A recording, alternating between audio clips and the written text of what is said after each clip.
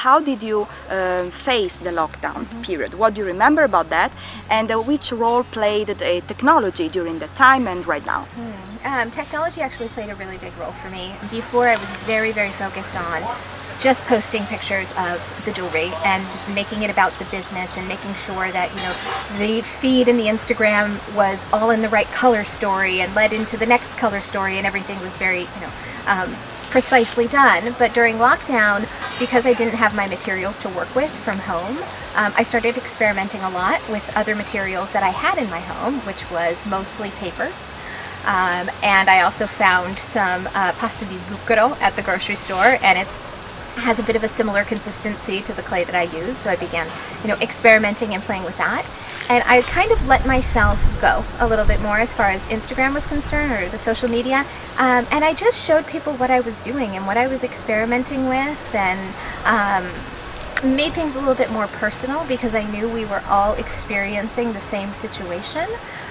So I felt like if I could connect to people in a real way, that was going to not only help me, but also just form more relationships. And I was actually incredibly surprised with the way that it turned out, because I noticed immediately, as soon as I kind of let my guard down, as just being about the business, I noticed an immediate reaction from my followers. Yeah. So after the lockdown, when we enter in a new phase and returning to life, what did you notice? Did you notice something has changed? How are you approaching right now the present, the situation, and how do you see the future?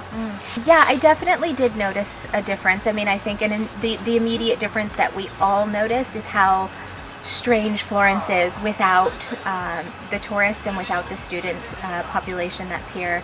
And that kind of, I feel like I was able to notice things about the city that I hadn't noticed in a long time, that I hadn't been paying attention to in a long time. And I felt that there's sort of a new sense of inspiration about it.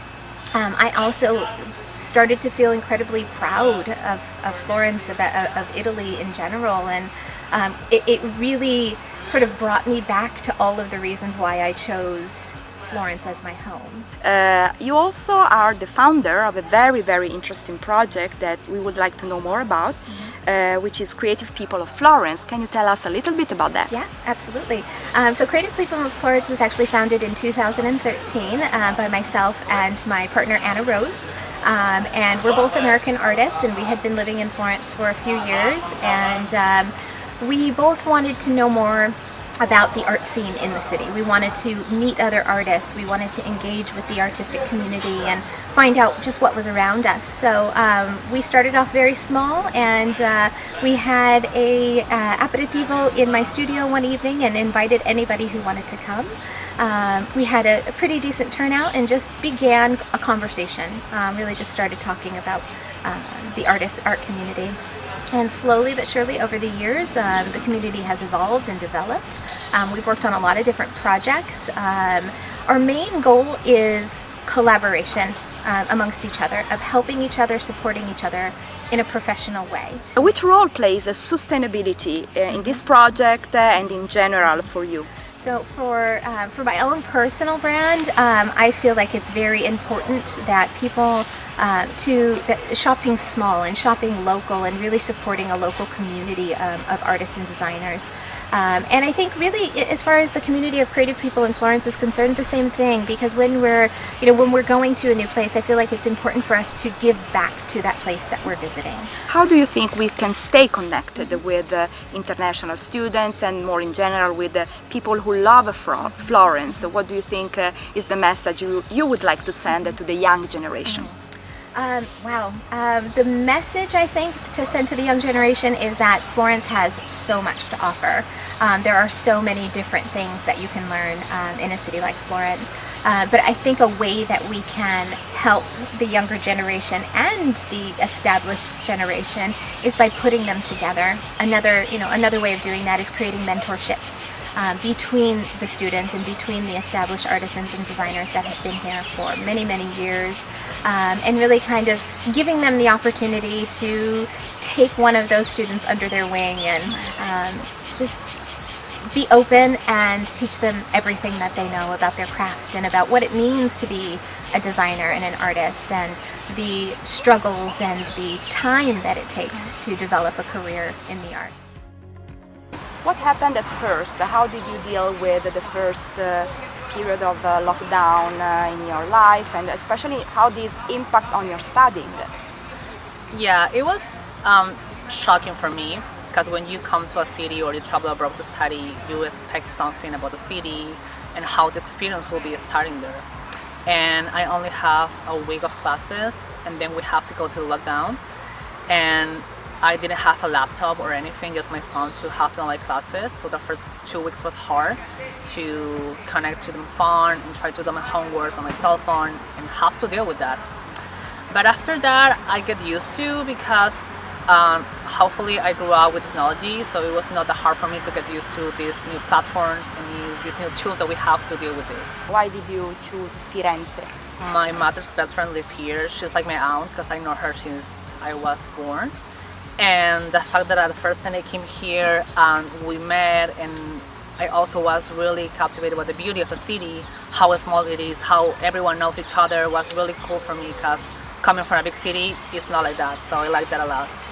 So were you able to feel kind of connected with the city during the lockdown, even if of course you had to stay home? How did you manage your daily routine, for instance?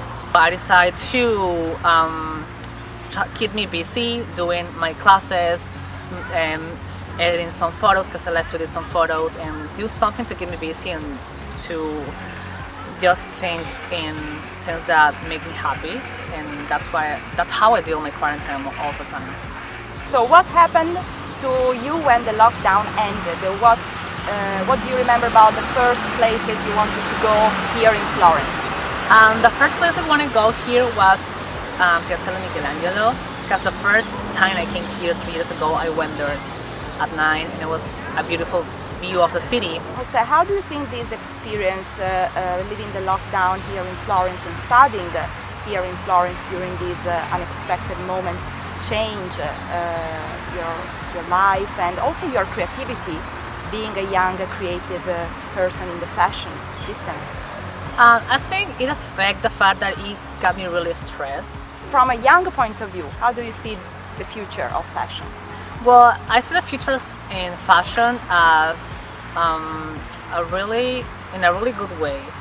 I really think that fashion will change the way we produce or we create things, and we probably gonna point to sustainable fashion, which I think is really important now, because we deal with the global warming, all this changing the world. It's really important to see in the future and make an impact for the future. I'm a fashion designer. I have my small brand from silk in Russia, so I came here basically to have a new knowledge, to study fashion styling, to see how can I be like better art direction in my work, because when I started my project I had no knowledge about that. So I wanted to like explore the city more, like to feel that city. To feel that city you have to live at least a few months. How was the lockdown for you, your experience when it started? How do you feel? What do you remember? I really, like from the beginning I didn't believe in that. So I thought, okay, there's no tourist, but maybe it's better I can visit more museums. So after like I saw the people in a supermarket, they start to keep the distance, wearing masks. I was a bit surprised. I didn't take it serious. I was like, come on, what's going on? I didn't believe in that. It was very stressful.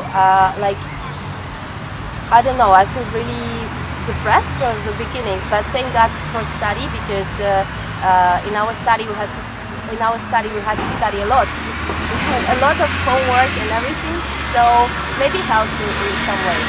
What did you learn during this period? Most important thing I learned that you have to create whatever you want, whatever you feel like. But before you have to research a lot.